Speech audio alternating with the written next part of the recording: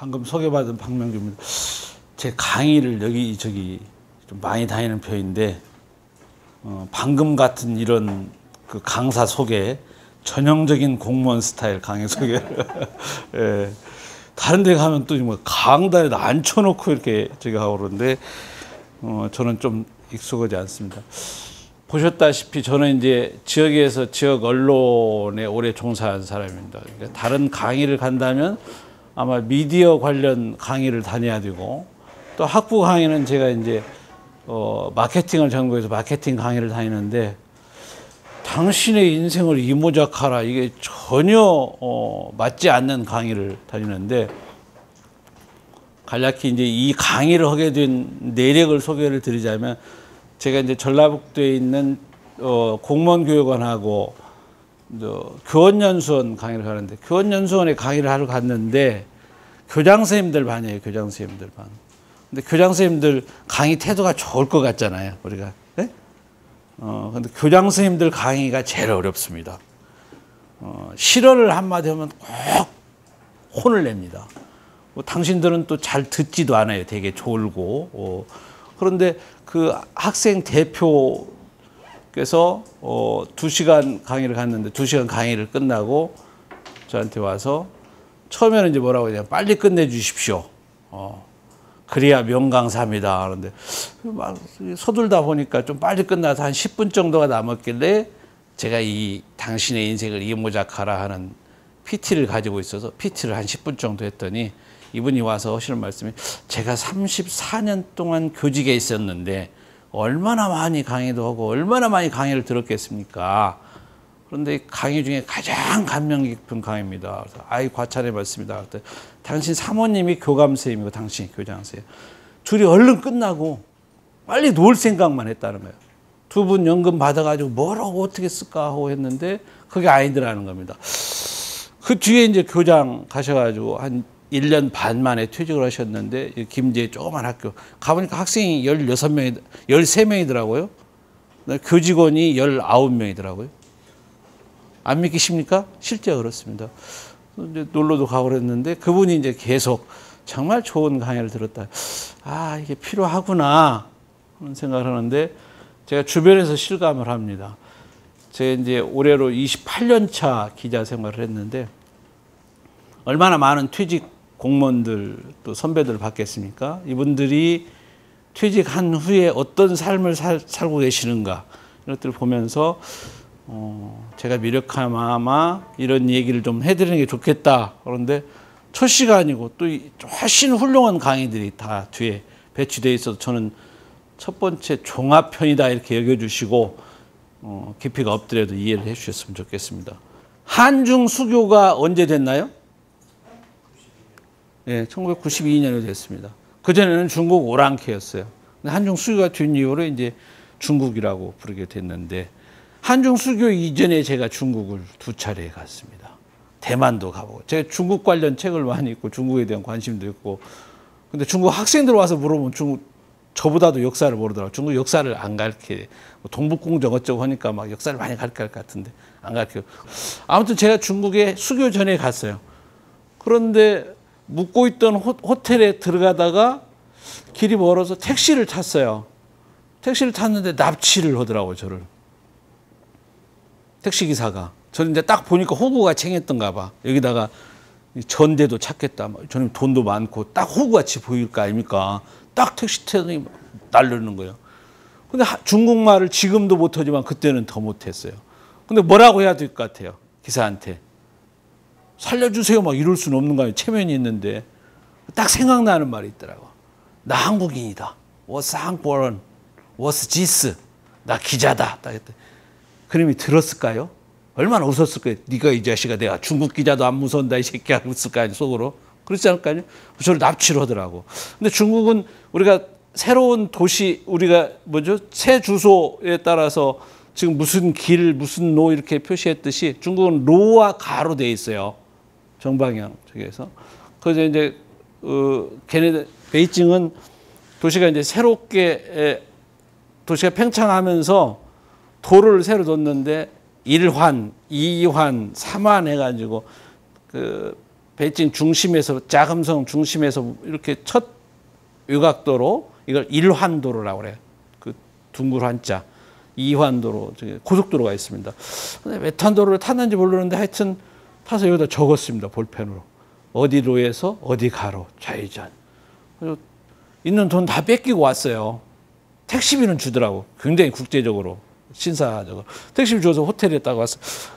그래서 이제 가이드 하던 아줌마하고 그 신랑이 베이징대 컴퓨터공학과 교수인데 자기가 공안을 안다는 거예요.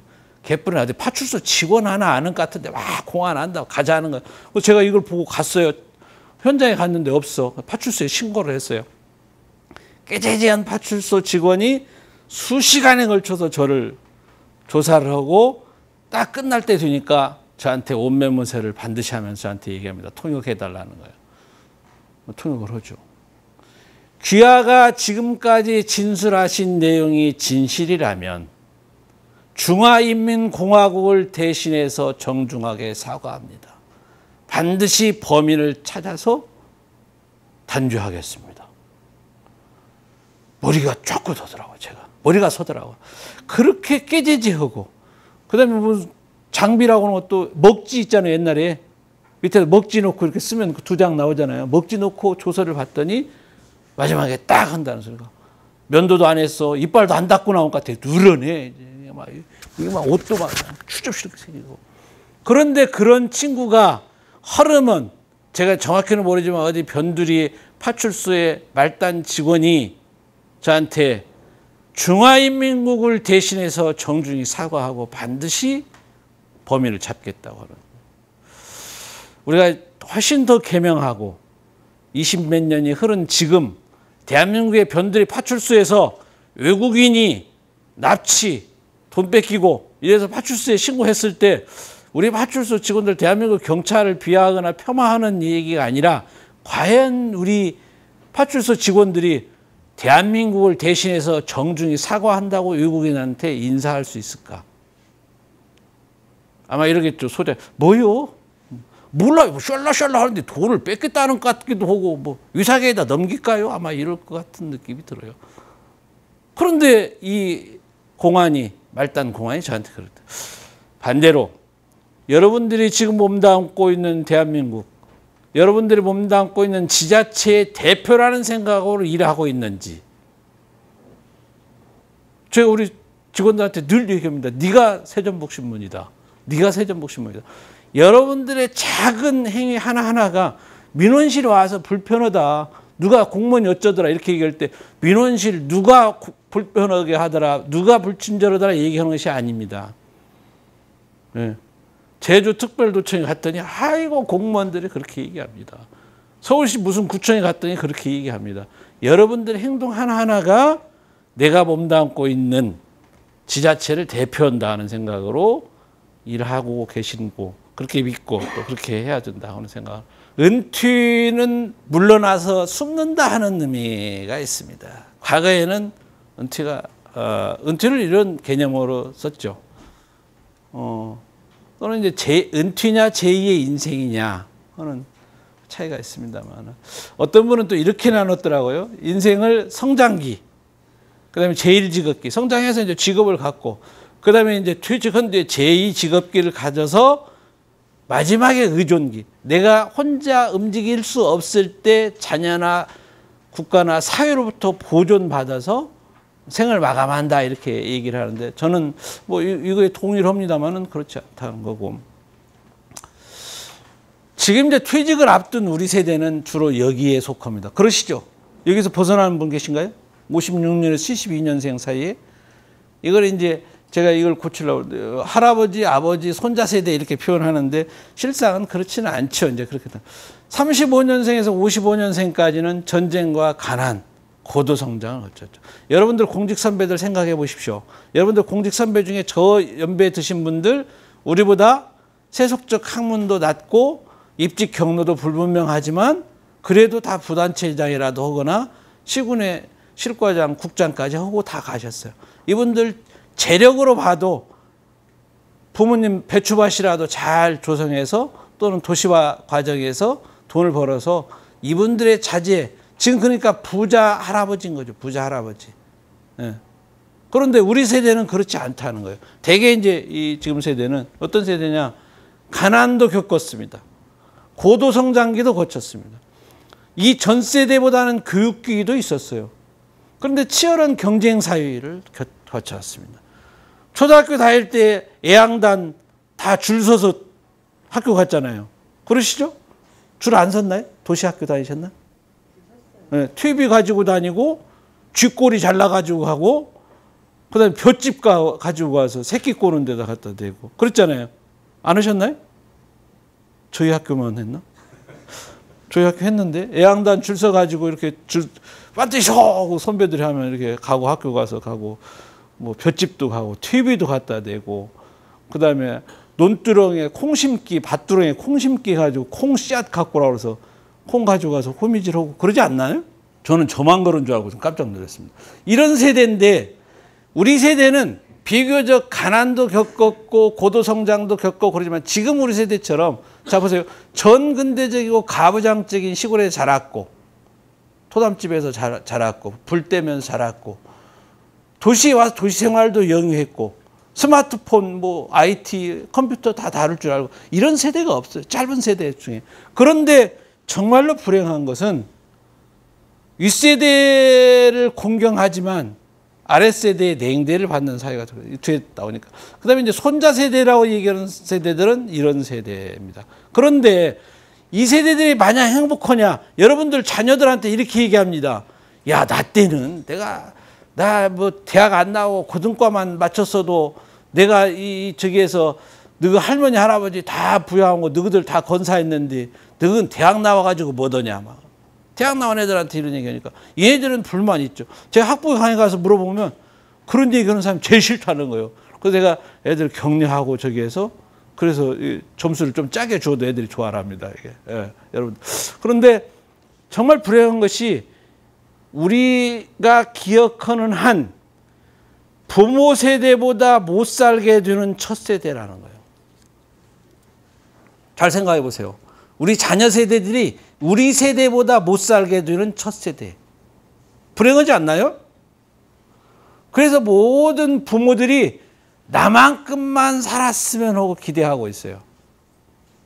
얼마 전에 EBS인가 하는 프로그램을 보니까 울산에서 현대차 다니다가 이렇게 그만둔 분이 전라북도 정읍에서 가셨더라고.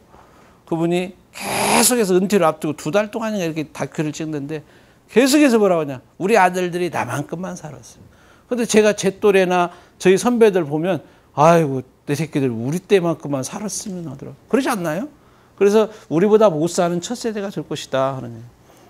우리는 가난도 겪었고 배고프고 못 배운 시대에 살았습니다. 이 풍경 낯설죠? 이게 몇 년도가 이런 데서 공부하셨나요? 아니실 것 같은데 거짓말이 금방 탄로납니다. 이게 1961년도 사진입니다. 그런데 제가 학교 다닐 때도 이렇게 생겼어요. 제가 68년도에 초등학교를 갔는데 이렇게 생겼어요. 교실도 이보다 일제시대 때 잠삭공장 자리에다가 학교를 만든 거여서 창고를 만들어서 이렇게 했습니다. 배고팠죠? 못 배웠고 뭐 다 가난하게 살았던. 근데 아까 얘기한 대로 압축 경험 세대다. 가부장적 농촌 사회에서 근대화된 도시 생활도 했고 우리는 첨단 IT 시대도 살아봤고. TV 이렇게 해보셨나요? 네? 해보셨나요? 의외로 촌에서 쌓여온 데 많으시구나.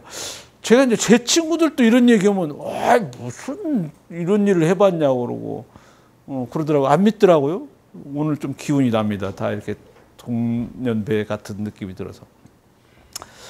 우리는 또 가난했지만 성공 기회도 있었습니다. 그러지 않나요? 가난했지만 내가 열심히 하면 성공할 수 있는 기회도 있었다는 말이죠. 정말로 더 가난하고 기회를 박탈당하고 기회를 갖지 못한 분도 있죠. 제가 저희 동네에 가장 많은 것이 세탁소, 뭐 마트 이러잖아요. 세탁소에 다니는데 365일 꼭 옷을 갖다 주고 찾으러 옵니다. 부부간에 둘이 하는데 저희 집사람 얘기에 저 아저씨는 틀이 대학 교수님인데 저렇게 험한 일 해가지고 어떠냐고 맨날 걱정을 해요. 그래서 그런 걱정하지 말고 집이 신랑 걱정이나 해라고 내가 늘 혼내는데, 제가 봐도 그래요. 그런데 그분에 대한 결례인지는 모르지만 제가 이런 생각이 들더라고요. 저분이 좋은 부모, 적어도 학교라도 가르칠 수 있는 부모를 만났다면 저렇게 성실한 분이 더 저보다는 덜 힘든 일, 더 잘 살 수 있지 않을까. 그런데 저분을 탓할 일이 아니죠. 우리가 시대를 잘못 만났으니까 그런 거죠. 그렇다고 그러는데 우리는 그래도 가난했지만 성공 기회를 가졌어요. 빈곤도 느껴봤지만 또 풍요로운 세상도 있어봤고, 성취도 있었지만 좌절도 있었죠. 이런 복합적인 세대라는 거죠. 그 다음에 우리 세대는요, 봉양과 부양을 동시에 했습니다. 지금 퇴직을 앞둔 연령들이 뭐라고 얘기하냐면 부모는 봉양해야 된다는 생각을 가지고 있어요. 봉양해야 된다는. 우리 어머니, 아버지. 그래서 늘 고민하는 것이 요양원에 모셔야 되는데 요양원 모시면 안 될 것 같아서 형제들끼리 고민을 합니다. 그러지 않나요? 그걸 적어도 고루 나눠서 며칠씩이라도 모시자고 그래요. 그런데 신세대들은 그 다음에 자식들 부양을 위해서 우리 얼마나 고생했나요? 그러지 않나요? 그런데 부양도 봉양도 못 받은 첫 세대입니다, 우리는. 우리 부모들이 마음이 없어서가 아니라 우리를 제대로 못 가르치고 못 챙겼어요. 우리 부모는 제가 몇 학년 몇 반인지 아마 모르시고 초등학교 졸업했을 것 같아요. 자가 지금 3학년인가, 둘째가 3학년인가, 4학년인가, 사남이 이녀 몇 학년 몇 반인지 모르고 아마 하셨을 것 같아요. 그렇게 마음이 없어서가 아니라 안 되는 거죠. 무슨 좋은 옷을 사줬습니까? 노트를 제대로 제때 사주지 못했을 것 같아요. 저 가난하게 살아서 그런 거죠. 그래서 우리는 부모를 봉양하는 마지막 세대이며 자식에게 버림받는 첫 세대가 될 것이다. 슬프지 않나요? 제가 지난번 강의 때 여기 왔다가 그 다음날 전라북도 공무원 교육원에 갔더니 원장이 이제 잘 알고 지내는 분이죠. 형님이라고 그러니까 점심을 같이 하자. 그래서 그럽시다. 그랬더니 점심 가서 딱 앉더니 박 대표 강의 좀 정말 실감나게 해줘. 그래서 뭘, 심각해. 왜? 그랬더니 우리 딸내미, 큰 딸내미 있잖아. 그래서 예. 그랬더니 어머니가 이제 치매기가 있으셔가지고 자식들 간에 요양원에 모셔야 되냐, 말해야 되냐. 뭐 이제 아까 그런 고민을 하는 거죠. 근데 갑자기 그 생각이 들더라는 거예요. 내가 자녀들한테는 이런 부담을 안 줘야겠다. 그래서 딸을 불렀대요. 야, 누구야. 내가 만약에 할머니처럼 치매기가 좀 왔다 갔다 하면 그냥 지체 없이 나를 요양원에 보내라. 괜찮다. 그랬더니 딸이 뭐라고 할게요? 그런 얘기 안 해보셨구나. 아직 그거 하실 나이가 아니시라서. 안 해보셨죠, 자녀들한테. 저는 둘째한테 해봤어요. 뭐라고 할 것 같아요? 네? 네, 그랬을 것 같다고? 네. 28 딸이 한치의 머뭇거림도 없이 바로 그렇게 하더랍니다. 니얼리? 패 죽이고 싶더랍니다. 아니라고 내가 무심하고 했어야 하는데 딸내미가 니얼리? 그러더라는 거예요. 요즘 애들 그래요. 저는 둘째한테 얘기했어요. 엄마 아빠가 부담 안 주고 살 건데 혹시라도 그러면 요양원에 저기 오고, 요양원서 서열이 그렇단다. 자식들이 많이 찾아오는 대로 서열. 일주일 지나면 서열이 딱 정리된답니다. 우리 아들이 뭐하고 다 큰 소리 치는데 다 소용없대요. 일주일 안에 면회를 몇 번 오느냐가 이 서열이 정해진다는 거예요. 그러니까 면회를 많이 오는 할머니가 큰 소리를 친다는 거예요. 그런데 면회라도 좀 많이 와줬으면 좋겠다. 제가 그랬어요. 둘째한테. 그랬더니 둘째가 딱 한다는 소리가, 아빠 모르는 거 가르쳐주지 마세요. 모르는 거 그렇게 하는 것으로 안다 이거예요. 그러니까 절대 그렇다고 그러는데 굉장히 기분은 좋더라고요. 그래서 용돈을 좀 올려줄까 지금 생각하고 있습니다. 예. 그런데 우리 세대가 자신을 위한 준비가 없습니다. 아까 얘기한 대로 베이비 부머가 720만 정도 됩니다. 800만 가까이 된다 하는데 대단히 어렵죠. 여러분들은 그중에 이 720만 중에 200만 정도가 노후에 그런 대로 살아갈 준비가 되어 있답니다. 여러분처럼 연금이 있거나 재산이 좀 있거나 다른 수단을 강구해서 나머지 500만 명 정도는 지금 아무 대책 없이 밖으로 나가야 되는, 그래서 정말 공포스러운 적이다. 여러분들 공직 생활도 어렵고 희생을 강요당하는 시대에 살았죠. 뭐 지금 공직이 대단히 선호하는 직업이지만 여러분들 저럴 때만 해도 다른 직렬에 비해서 이런 업무도 과중했고, 근데 개인도 박탈당했잖아요. 소위 얘기하는 동원 시대에 살았던, 어디 가서 말 함부로 못하고 동원 시대에 살았다. 양파 과잉 생산하면 양파 한 마디씩 다 샀잖아요. 그렇죠? 다 애꿎은 게 제일 먼저 저기 하는 것이 공무원들이 사야 되고, 그 다음 농협 직원들이 꼭 사요. 고추 사줘야 되고, 뭐 사줘야 되고. 제가 농협도 출입하고 관공서 출입했는데, 어느 해 양파가 과잉 생산됐습니다. 양파를 막 저기 하니까 나가서 밥 먹을 때마다, 아유, 양파 많이나 먹자. 막 소주에다 막 썰어가지고, 양파 가져와! 해가지고 먹고 그런 기억이 있습니다. 그런 개인도 박탈당하고 살았죠. 그런데 지금 퇴직을 앞두니까 얼마나 기분이 안 좋고 아무 생각도 없으시다고 그러는데 아무 생각 없는 것이 맞습니다. 그런데 왜 제가 이 모작을 해야 된다 하고 지금 많은 수의 공무원들이, 아마 제가 지금 이렇게 얘기하고도 손들어 보십시오 하면 많은 수의 공무원들이 아이고 나는 노를 거예요 이렇게 얘기하실 겁니다. 왜 이 모작이 필요하냐? 여생이 아니라 제2의 인생입니다. 지금 기대연명으로 보면 이 정도까지 삽니다. 평균. 그런데 이 기간 동안, 많은 기간 동안 그냥 살기에는 너무 긴 세상이라는 거죠. 30년 동안 애완견 끊고 강변 산책하면서 다닐 수가 없다는 얘기예요. 나는 그냥 산에나 다녀야겠네 하는 분들. 지금 우리가 정년 60세죠. 그러죠? 공무원 정년이 정해진 해에 대한민국 평균 연령이 67세였습니다. 67세. 산술 평균을 따지면 퇴직한 뒤에 7년 정도 더 살면 끝인 시대였어요. 그런데 지금 어떻습니까? 퇴직하고도 30년을 사는 시대가 됐어요. 1970년대 평균 61.9세였어요. 대한민국의 평균 연령이. 이때는 뭐 한두 살 살면 돼요. 뭐 더 오래 사는 분도 계시지만. 고려시대 정년이 몇 세였을 것 같습니까? 고려시대 정년이 있었을까요? 없었을까요? 네? 고려시대 정년이 있었을 것 같습니까? 없었을 것 같습니까? 없었을 것 같습니까? 있었어요. 몇 세 할 정도 됐을 것 같습니까? 40세. 고려시대 정년이 70세였습니다. 믿기십니까? 조선시대 정년이 70세였습니다. 이때는 인생 70고래이라고 했잖아요. 70이 옛날부터 드문 일이긴 하지만 인간이 생존할 수 있는 데까지 일하라고 배려한 거예요. 그래서 건강은 허락하지 않는데 나 나갈랍니다. 주상마마 허락하여 주십시오. 나 촌에 가야겠습니다 하고 하는 걸 여러분들 드라마에서 많이 보시지 않았나요? 그런데 일제시대 때 정년이 55세로 정해집니다. 55세.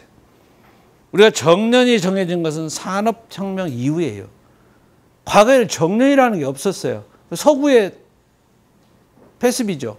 영국이나 독일이나 이런 나라에서 정년이 없다가 뭐 어디나 다 정년이 없다가 산업혁명 기계화가 되고 소위 얘기하는 회사가 생기면서 정년 제도를 만든 거예요. 근데 그때 정년도 평균 연령에 비해서 적절하게 정해져 있어요. 그래서 저는 지금 60세 정년이 이런 얘기하면 공무원 아닌 분들한테는 제가 공격을 많이 받습니다. 근데 공직사회가 앞서서 시대 변화에 맞춰서 정년을 적어도 한꺼번에는 아니어도 61세, 62세, 63세 늘려줘야 된다고 생각해요. 그러면 정년을 늘리면 공무원들이 나가야 그 자리가 생기는데 청년들 어떻게 하냐. 이런 말들 때문에 대한민국의 정치 지도자들이 용기를 못 내는 거예요. 그렇지 않습니다. 경제학 공부를 다시 해야 돼요. 정년을 해서 퇴직을 하면 제일 먼저 하는 일이 뭐죠? 여러분들? 뭐 먼저 할 것 같습니까? 나는 연금 얼마 나오니까 연금 대개 얼마 나오는지 아시잖아요. 자기 연금 계산이 지금 정도 되셨잖아요. 막 내가 자식들 줄 것도 없이 뭐 나 쓴다고 절대 그렇게 큰 소리 1년만 치십시오. 퇴직하는 순간 생각이 달라집니다. 돈 안 써요. 자동차도 놓고 다닙니다. 건강해야 된다고 버스 타고 다녀요. 돈 안 쓰게 돼 있어요. 네? 돈 쓰는 데가 딱 있어요. 퇴직한 뒤에 딱 하나씩 애경사에 가는 일입니다. 나 옛날에 받았으니까 가야 된다. 그래서 몇 사람이 모여서 그 자리에서 사람들도 보고 소주도 몇 병 갖다 먹고 제일 즐거운 날이 애경사 있는 날이랍니다. 누구 아들 늦게 여우는 사람 그러지 않나요? 지금은 모르시죠? 어? 퇴직하면 옛날에 그 강사 한 말이 진짜 절로 참 그래서 저는 정년에 대해서 재고가 필요하다고 주장하는 사람이에요. 첫째는 주머니를 닫습니다. 그래서 적어도 연착륙할 수 있도록 61세, 62세 늘리면서 이 사람들이 다른 생산을 유발하는 여러분들이 주머니를 열고 돈을 써야 음식점 종업원도 늘리고 그럴 거 아니에요. 그런 경제 원칙을 모르는 사람들이 계속 청년 실업 많다 하니까 근데 그 자리, 공직의 몇 자리만 생각하니까 그런 거예요. 아까 얘기한 대로 산업혁명 이후에 정년이 생겼습니다. 독일은 1889년에 연금을 지급하는 수가 70세였어요. 근데 평균 연령 60세 때 연금을 안 주려고 바이마르 이 공화국이 째낸 거죠. 국민을 속인 첫 사례라고 얘기합니다. 기대여명이 지금 20년 이상 길어진 상황에서 그렇다는 거죠. 다른 나라 한번 보십시오. 미국은 없습니다. 캐나다도 없습니다. 영국도 없습니다. 일본은 65세로 늘렸습니다. 이런 얘기 다른 기관에 제가 못합니다. 무슨 소리냐고. 공무원 철밥통인데 공무원부터 빨리 그만둬야지. 그래야 자리가 생기지. 그런데 공직이 앞장서서 이런 일들 사회 전체적인 변화에 맞춰서 바꿔줘야 된다는 전 생각이에요. 지금 생각해보세요. 60세 청년 아닌가요? 요새 이벤트로 한번 쓸 수 있는 거 보십시오. 옛날에는 환갑잔치, 칠순잔치, 팔순잔치 써붙였어요. 휴가변 막 이런데. 지금 휴가변이라고 써진 컨벤션 본 기억 있는 분 사진 찍어서 올려주세요. 제가 신문에 내줄게요. 절대 안 돼요. 칠순잔치도 안 씁니다. 지금 뭐라고요? 칠순잔치 써붙인 데도 없어요. 지금 뭐라고 써 있어요?